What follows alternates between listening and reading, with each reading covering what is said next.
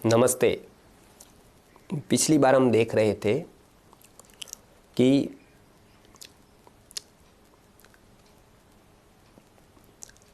वेदों के हिसाब से, संस्कृति के हिसाब से कैसी कमाई करनी चाहिए, किस तरह की कमाई को हम नेकी की मानते हैं।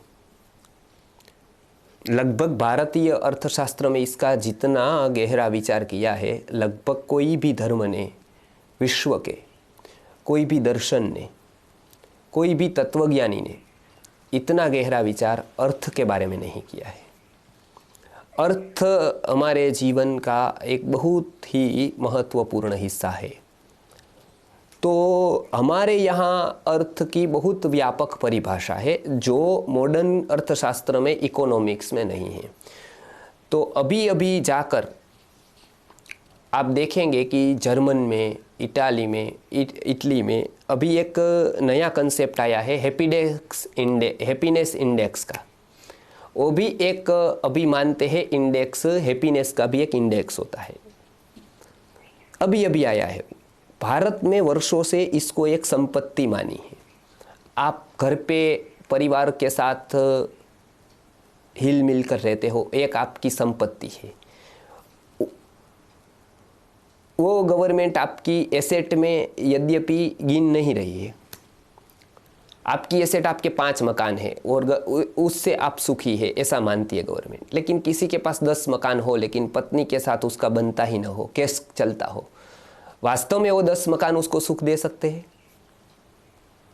मानो 50 करोड़ की प्रॉपर्टी उसके बेटे के नाम पर की होगी किसी ने, लेकिन वो बेटा ही बाप से अलग रह रहा हो, पूछता भी न हो, ये 50 करोड़ का कोई मतलब रह जाता है बेटे को देने का? या तो 500 करोड़ भी दे, क्या हो जाएगा उससे? बेटा ही जब इतनी बुद्धि नहीं रखता है कि मैं मेरे बाप को कम से कम पूछ सकूं। दिल्ली में ऐसी घटना हुई, हम जाते थे प्रोग्राम करने के लिए, मैं उसका नाम नहीं देता हूं, लेकिन आप पर्सनल पूछेंगे तो मैं उनका नाम भी दूंगा। एक बहुत बड़ा हॉल हमको देते थे प्रोग्राम करने के लिए, सेट है एक बहुत बड़े, वहां पर हम रुकते थे। उसका बेटा, वो ऊपर रहते हैं, उसका बेटा ठीक नीचे रहता है।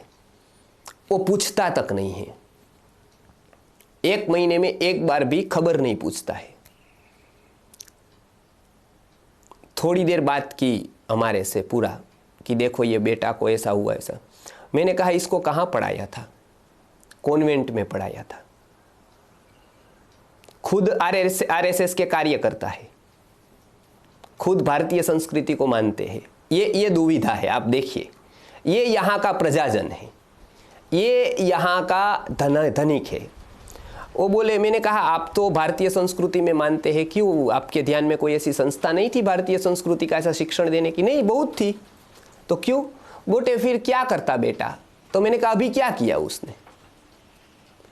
बाहर आपने भेजा, बोले विदेश में भेजा था क्योंकि वो पढ़ लिख कर कुछ बन सके। मैंने कहा बन गया, वो बन गया।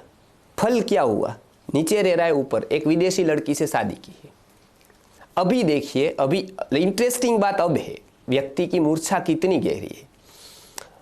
खुद छोटे छोटे झोपड़पट्टी के बच्चों को पढ़ा रहे हैं, गुरुकुल में इंटरेस्ट रख रहे हैं, बहुत बड़ी संपत्ति है उनके पास। अब बोले कि मैं अपने शरीर से, मन से जुड़ना चाहती हूं गुरुकुल से। मैंने कहा धन से क्यों नहीं? जनरल हम ये बात किसी को नहीं कहते हैं, लेकिन चूबे इसलिए कहते हैं कि वो व्यक्ति जुड़ जाए। गुरुजी, गुरुकुल को धन की आवश्यकता होती तो हम इस लाइन में आते ही नहीं।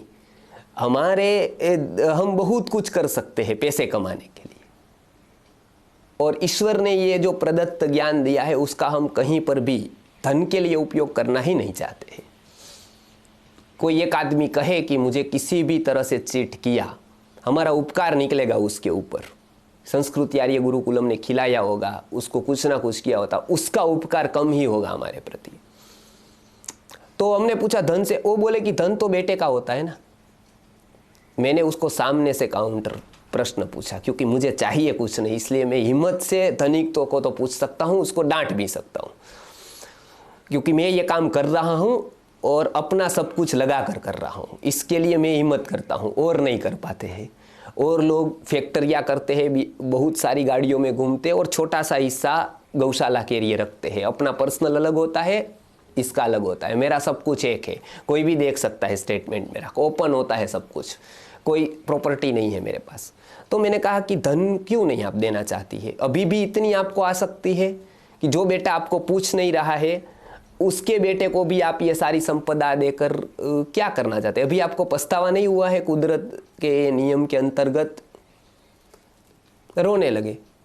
मैंने कहा इससे क्या हो जाएगा, इससे मैं पिघल जाऊंगा और कह दूंगा कि नहीं आपको बहुत बहुत अच्छा है, आप बेटे को देकर जाइए। मैंने कहा आप मूर्छा में है अभी भी, आपको सही मायने में यदि कुछ गलत किया ऐसा एहसास हो तो आपको बेटे का 1 रुपया नहीं देना चाहिए। आपको ये पूरी संपत्ति हमको न दे, कोई सामाजिक संस्था को देनी चाहिए जो संस्कृति का कार्य कर रही है। वास्तव में व्यक्ति की मूर्छा ही कारण उसके दुख का है। आज गुरुकुल पे बेटे को बेटी को डालने के लिए कितना व्यक्ति सोचता है, लेकिन जब वो स्कूल में पढ़ाई पास कर लेता है तो कोई नहीं पूछता है कि आपको क्या बनाना था और क्या बन गया। गुरुकुल पे बिछाने के वक्त 1000 प्रश्न पूछेगा कि ये यहाँ क्या बनाएंगे आप, यहाँ क्या होगा भविष्य का, आप स्कूल को पूछिए। और इतने उदाहरण देख लीजिए, कितने लोग क्या बन पाए। आज इतनी जनता है, कितने क्या बन पाए हैं? जो विचार दिया था, जो कहा था, वो बन पाए हैं क्या? यदि नहीं बन पाए हैं और आप अभी भी आपके मन में हमारे प्रति, गुरुकुल व्यवस्था के प्रति प्रश्न है, तो आपका दिमाग खराब है, इतना ही मैं कहूँगा। आपको कोई बुद्धि ही नहीं है फिर, यदि आप ऐसा सोचते तो भारतीय अर्थशास्त्र ये सब कुछ विचार करना सिखाता है। हमारे जीवन से जुड़ी प्रत्येक व्यवहारिक बात, शिक्षण कैसा होना चाहिए, हमारा व्यापार कैसा होना चाहिए, हमारा परिवार कैसा होना चाहिए, हमारा व्यवहार कैसा होना चाहिए, हमारा दायित्व क्या होना चाहिए पशु पक्षी के प्रति, गाय के प्रति, कृषि के प्रति, हमारा सामान्य व्यक्ति के प्रति क्या ऋण होना चाहिए, हमारा ऋषि के प्रति क्या दायित्व होना चाहिए, हमारा संस्कृति के प्रति क्या दायित्व होना चाहिए, ये सिखाने का जो शास्त्र है, ये बोध देने का जो शास्त्र है, उसका नाम अर्थशास्त्र है।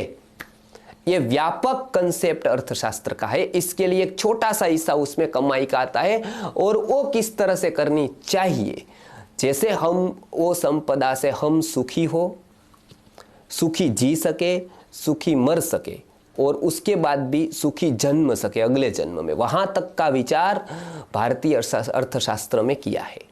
केवल इस जन्म का नहीं, अगले जन्म में भी आप अच्छी तरह से अच्छा जन्म लेकर कैसे जी सकते हैं, उस तक का विचार है। वो विश्व के कोई अर्थशास्त्र में इसलिए नहीं है क्योंकि वहाँ पूर्व जन्म ही नहीं है, पुनर्जन्म ही नहीं है। तो ये दृष्टि से आप भारतीय अर्थशास्त्र को जब देखेंगे तब आपको विचार आएगा कि व्यापार धंधे से बहुत कुछ ऊपर अर्थशास्त्र में है। केवल व्यापार धंधा नहीं है, केवल ये 50 पैसा कमा लिया और 25 खर्च किया, उतना नहीं है अर्थशास्त्र। वो इकोनॉमिक्स नहीं है कि कितना भाव किसका बढ़ गया, और कोई भाव की भी बात वहाँ कर रहे हैं। उसकी बात हम आगे देखते हैं। नमस्कार।